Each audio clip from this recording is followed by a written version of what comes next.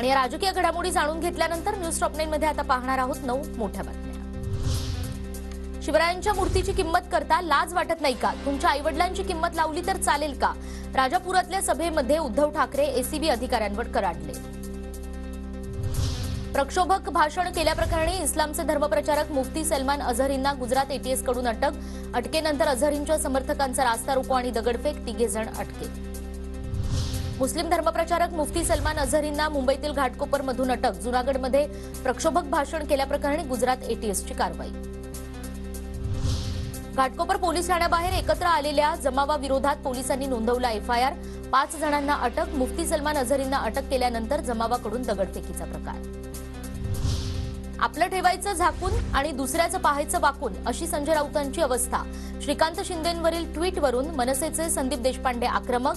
माझ्यावर हल्ला करणारा अप्पा पराडकर हा तुमचा माणूस, त्याच्यासोबत तुमचे असंख्य फोटो, देशपांडेंचा दावा।